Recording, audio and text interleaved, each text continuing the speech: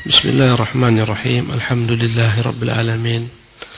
Wa sallallahu wa sallam wa baraka ala abdihi wa rasulih Muhammadin wa ala alihi wa sahbihi ajma'in. Amma ba'du. Pada kesempatan yang lampau kita telah menyebutkan bahwasanya Allah Subhanahu wa taala menyebutkan namanya Ar-Raziqu War-Razzaq dalam dua perkara. Pertama, Allah menyebutkan nama Allah sebagai Ar-Raziq, pemberi rezeki, Ar-Razzaq, yang terus-menerus memberikan rezeki, fi maqam at-tafaddul wal imtinan. Allah sebutkan nama tersebut sebagai bentuk penjelasan kepada manusia tentang nikmatnya, tentang karunia-Nya yang dia berikan kepada manusia, bahwasanya rezeki yang mereka dapatkan semua murni karena karunia-Nya, karena kebaikan Allah Subhanahu wa taala, bukan karena kehebatan manusia. Semuanya karena rahmat Allah semata, karena karunia-Nya, bukan karena ilmu manusia, karena mulianya manusia di mata Allah, tidak. Tapi semuanya karena rahmatnya semata. Karena itulah Allah Subhanahu wa taala bahkan curahkan rahmatnya dalam bentuk karunia ini kepada orang-orang kafir sekalipun. Adapun yang kedua, Allah menyebutkan namanya Ar-Raziq dan Ar-Razzaq fi maqam ad-da'wati ila at-ta'ati wal khair wal ihsan. Allah sebutkan namanya, dialah Ar-Raziqur Razzaq, dialah pemberi rezeki yang senantiasa mencurahkan rezeki dalam bentuk seruan kepada manusia. Kalaulah memang Dia yang senantiasa memberikan rezeki kepada kalian, maka tunduklah kepadanya, taatlah kepadanya, perbuatlah segala macam kebaikan yang Dia perintahkan, perbuatlah segala macam bentuk ihsan yang Dia perintahkan. Kemudian telah kita sebutkan contoh dari firman Allah Subhanahu wa taala yang terdapat padanya nama Ar-Raziq dan Ar-Razzaq sebagai bentuk al-imtinan, sebagai bentuk rahmatnya kepada manusia. Maka kemudian juga telah kita sebutkan pada pekan yang silam firman Allah Subhanahu wa taala tentang namanya Ar-Raziq dan Ar-Razzaq sebagai bentuk seruan kepada manusia agar manusia mengibadati Allah Subhanahu wa taala, mengesahkan Allah. Kemudian pada hari ini kita akan lanjutkan lagi beberapa ayat Al-Qur'anul Karim yang terdapat padanya penyebutan tentang nama Allah Ar-Raziq dan Ar-Razzaq, yang menyuruh manusia untuk mentaati Allah Tabaraka Ta'ala, menjauhi larangannya. Di antaranya adalah wa qauluhu ta'ala fi ibtali syirki. Allah berfirman untuk menolak, membatalkan segala macam bentuk kesyirikan, karena hanya Dia semata yang mencipta, Dia semata memberi rezeki. Allah berfirman, Allahul ladzi khalaqakum, yang terdapat dalam surah Ar-Rum pada ayat ke-40. Dialah Allah yang telah menciptakan kalian, tsumma razaqakum, kemudian Dia pula yang telah memberikan kepada kalian rezeki dalam bentuk sifat. Allah yang menciptakan kita, Dia pula yang menjamin rezeki kita, Dia pula yang memberikan rezeki kepada kita. Tsumma yumitukum, kemudian Dia pula kelak akan mematikan kita. Setelah rezeki itu habis, Allah matikanlah kita. Tsumma yuhyikum, kemudian Dia pula kelak akan menghidupkan kita. Hal min syurakaikum man yaf'alu min dzalikum min syai'?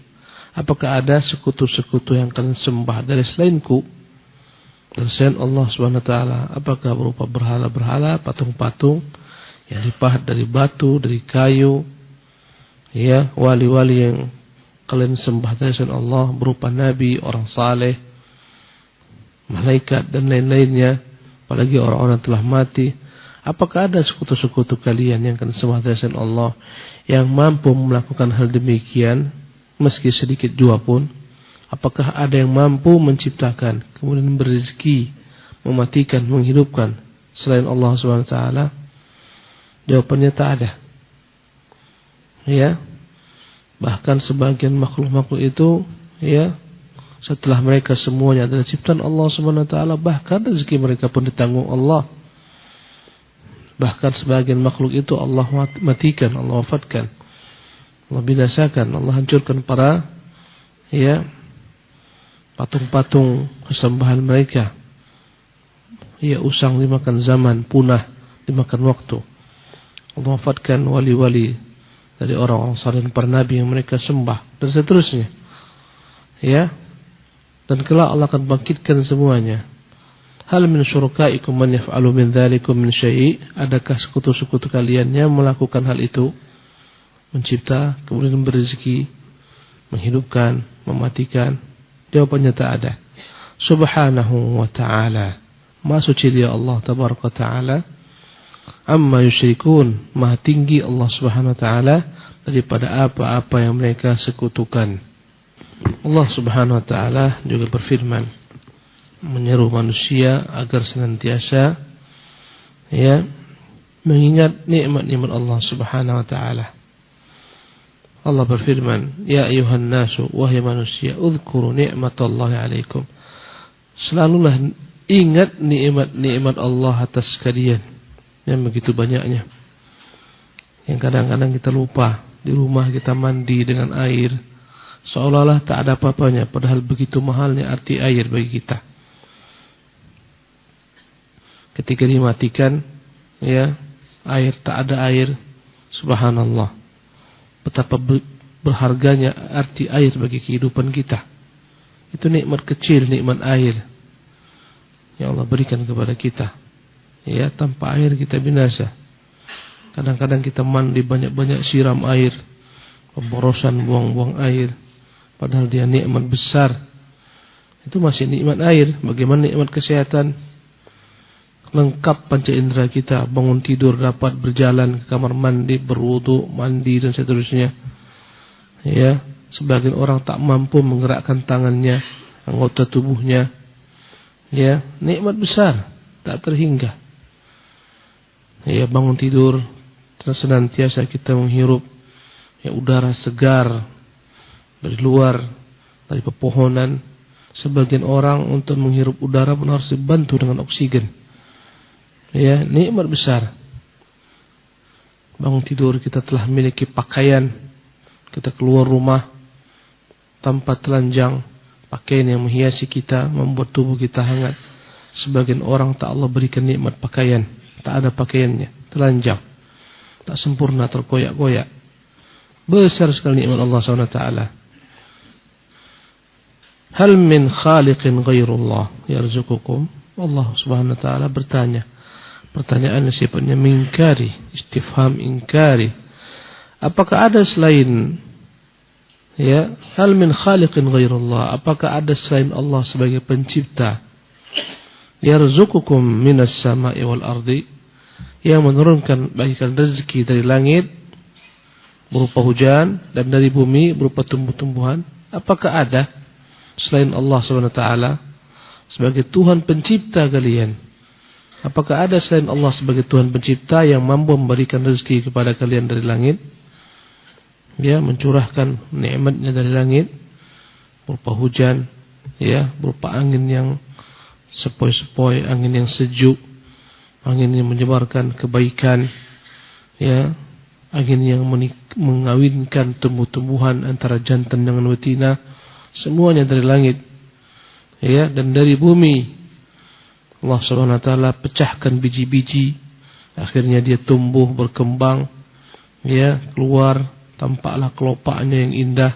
Apakah ada selain Allah yang melakukan demikian? Ya. La ilaha illa huwa. Tak ada Tuhan yang hak kecuali Dia semata, karena selainnya adalah Tuhan batil. Tak pernah Isa bin Maryam disembah orang Nasara menciptakan biji. Tak pernah. Ya, apalagi menumbuhkan tumbuh-tumbuhan, tak pernah juga. Demikian juga ibundanya. Ya, demikian juga Uzair yang disembah oleh orang-orang Yahudi. Ya, Uzair tak pernah mencipta, tak pernah memberikan rezeki, bahkan dia dicipta, dia pun makan, dia pun minum, dan lain-lainnya. Tak ada beda dengan makhluk yang lain. La ilaha illallah fa anna tu'fakun. Bagaimana kalian itu dapat terpalingkan, tertipu? Ya, akhirnya menyembah Tuhan-Tuhan selainnya. Jadi segala macam ayat-ayat Allah, ya, nama-nama Allah menggiring kita agar mengesahkan Allah. Kenapa? Karena memang Dia Tuhan yang layak disembah. Karena Dia pemberi rezeki kepada kita. Allah Subhanahu wa taala berfirman, "Fil amri bil infaq fi sabilihi", menyuruh orang agar mau berinfak, mengeluarkan sebagian daripada hartanya fi sabilihi, ya, di jalan Allah Subhanahu wa taala. Allah tak butuh daripada kita rezeki. Ya, Dia tak butuh kita beri makan, tak butuh kita. Allah Subhanahu wa taala harta yang kita berikan kepada Allah untuk dirinya karena Dia Maha Kaya. Ya, Dia perintahkan kita memberikan sebagian daripada harta kita bukan untuk Allah karena Dia Maha Kaya. Ya, tapi untuk berbagi kepada makhluk yang lain. Dan Dia akan menggantikan yang lebih baik daripada itu. Dan Allah tak butuh makan, tak butuh minum. Bukan kembali sedekah kita itu kepada Allah. Karena harta yang kita miliki semuanya adalah miliknya jua. Ya, karena Dia yang menciptakan kita, Tuhan yang telah menciptakan kita, Tuhan yang berikan kepada kita rezeki. Ketika Dia perintahkan kita berinfak, kita berinfak. Kata Allah Subhanahu wa taala, "Ya ayyuhalladzina amanu", hai orang-orang beriman, "anfiqu mimma razaqnakum", berinfaklah kalian dari mimma, dari kata-kata min litab'id, dari sebagian apa-apa yang kami berikan kepada kalian. Ya, dan ini menunjukkan kepada kita kuatnya iman dengan infak, kaitan antara iman dengan infak. Orang yang kuat imannya mudah baginya berinfak, karena dia tahu infak ini tak sia-sia. Allah akan menumbuhkan, mengembangkan, memberikan baginya taufik, memberikan baginya balasan. Ya, semakin tinggi tingkat seseorang keimanannya, ya, semakin mudah baginya berinfak. Semakin tipis iman seorang, semakin payah baginya berinfak. Tak ada orang beriman sejati yang dia kikir, tak ada. Dia baik, dermawan kepada sesama. Ya. Dan dia tahu Tuhan yang memerintahkan dia berinfak pasti akan menggantikan dengan yang lebih baik. Ya. Ya ayyuhalladzina amanu anfiqu, wahai orang-orang beriman, berinfaklah. Kalau tak ada iman, sulit berinfak. Karena tak percaya dengan janji-janji Allah. Mimma razaqnakum, dari apa-apa sebagian yang kami rezekikan kepada kalian. Allah tak suruh kita keluarkan seluruh harta kita, padahal milik Dia. Dia hanya perintahkan kita mengeluarkan sebagian saja. Bayangkan dari harta kita yang banyak, hanya Allah minta dari harta kita 2,5% saja. Ya, Allahu Akbar. 2,5% dari harta yang Dia berikan kepada kita. Alangkah sedikitnya. Ya. Tidak Allah perintahkan kita menginfakkan 50% dari harta kita. Karena Allah tahu kita kikir, bakhil. Dia hanya minta sedikit sekali. Ya. Dari tanam-tanaman yang Dia tumbuhkan, Dia curahkan hujan, Dia pecahkan kelopak-kelopak biji-biji itu semua. Dia pecahkan biji-biji, kemudian Dia tumbuhkan. Ya, semuanya kerja Allah Jalla wa'ala. Dia hanya meminta daripada kita 1/10, sedikit. Padahal kerja kita hanyalah memilih benih, meletakkan di tanah. Tanahnya pun milik Dia. Yang memberikan kepada tanah kesuburan juga Dia. Ya, dengan segala macam kandungan-kandungan kesuburan tanah. Dia yang ciptakan. Tanah miliknya, biji-bijian miliknya. Kita hanya ambil biji-biji, beli, letakkan. Jika itu biji-biji yang ditanam. Setelah diletakkan, Dia curahkan hujan. Kalau kita bilang, bukankah kami memberikan pupuk, Ustaz? Segala macam bahan pupuk dari mana? Dari Dia juga. Ada pupuk kompos, dedaunan. Siapa yang ciptakan daun-daunan? Dia juga. Ada pupuk hewan, tai kambing, tai lembu, tai ayam. Ya, Dia jadikan ini semua sebagai Subhanallah, bahan untuk menjeburkan tanah. Ya, jadi tak ada yang sia-sia. Kotoran-kotoran itu pun tak sia-sia keluar begitu saja. Bahkan dibeli orang kotoran-kotoran itu. Diperjualbelikan orang tai kambing. Ya. Tai lembu, jadilah dia pupuk. Ya, dari bahan-bahan kotoran-kotoran binatang yang harganya mungkin mahal. Subhanallah. Juga dari milik Allah Subhanahu wa taala. Maka tak ada kerja kita kecuali hanya menyebarkan benih saja. Bahkan untuk menyebar benih pun kemampuan yang ada pada kita untuk bergerak, menggerakkan tangan, mengutip benih, meletakkannya, mencangkul, semuanya siapa yang memberikan kepada kita gerak? Allah Jalla wa'ala. Jadi apa yang punya kita tak ada. Terletakkan, subhanallah. Ya, kemudian dia pun tumbuh sendiri. Bukan kita yang dongkrak itu akhirnya dia tumbuh. Tidak, tumbuh sendiri dengan izin Allah Subhanahu wa taala. Dengan Allah tumbuhkan. Ya, Allahu Akbar. Tak ada sangkut pautnya dengan kehebatan seseorang, tak ada. Setelah tumbuh besar, dia buat, ya, subhanallah. Dari 1 butir menjadi 700 butir, menjadi 7.000 butir dengan izin Allah Subhanahu wa taala. Dan minta dari kita hanya berapa tadi? 1/10. Kalau dia minta banyak-banyak, bakhil kita, kikir. Allahu Akbar. Alangkah dermawannya Allah, enggak pernah diperintahkan kita untuk menginfakkan dari gaji kita 50%. Subhanallah. Kalau 50% berat.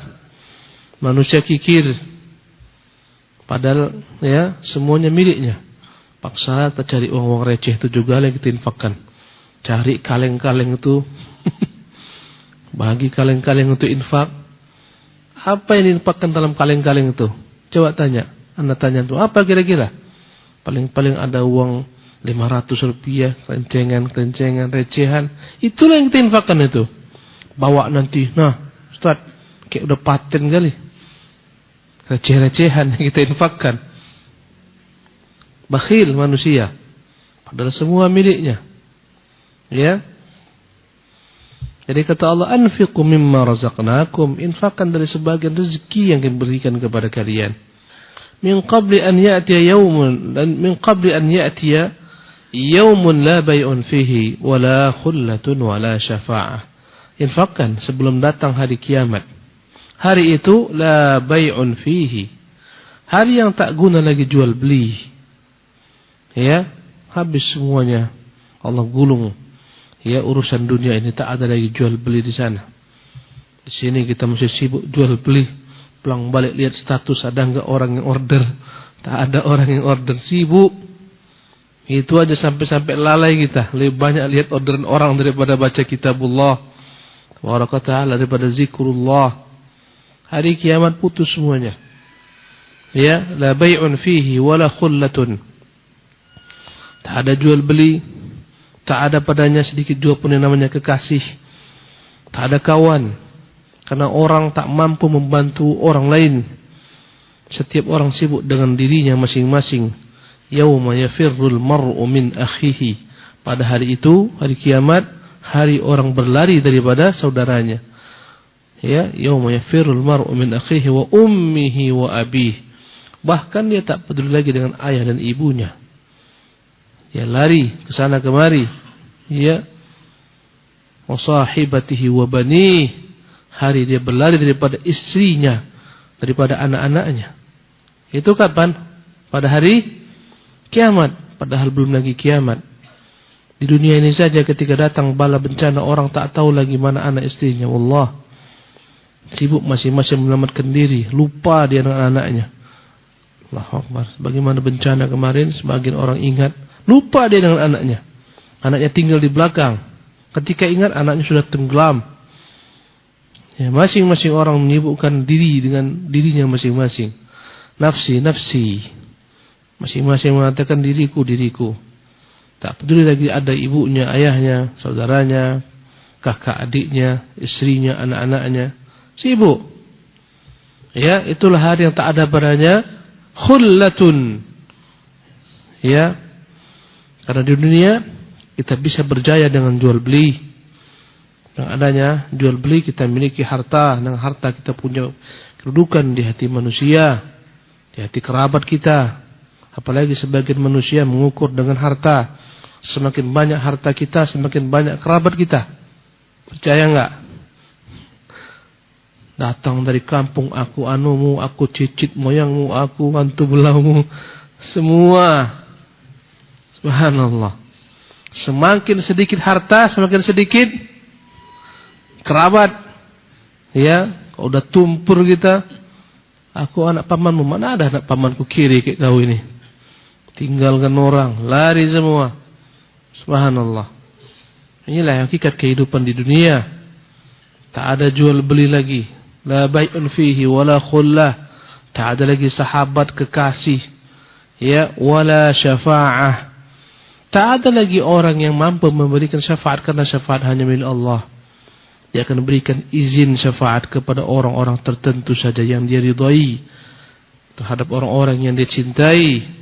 Terputuslah semua sebab. Di dunia ini ada sebab-sebab pengkuat manusia. Dia pada seorang saudagar besar, tuki besar, tajir kabir, disegani orang di kampung halamannya, di mana-mana. Bermanfaat baginya hartanya yang banyak. Ya. Kalau anda yang kata tak ada jual beli, ya, tapi mungkin dia punya sahabat-sahabat sejati yang baik-baik kepadanya, khullah. Ya. Di dunia, tapi di hari kiamat tak ada jual beli, tak ada sahabat. Ya, mungkin di dunia ini tak ada kawan kita yang sejati bersama kita selalu. Mungkin ada orang-orang yang kita harapkan syafaatnya, bisa memberikan kita beleci kepada orang agar kita dimudahkan urusan kita. Di hari kiamat terputus semuanya. Wal kafiruna humudz zalimun. Sungguh orang-orang zalim itu, mereka lah orang-orang kafir yang menyembah Tuhan-Tuhan dari selain Allah Subhanahu wa taala.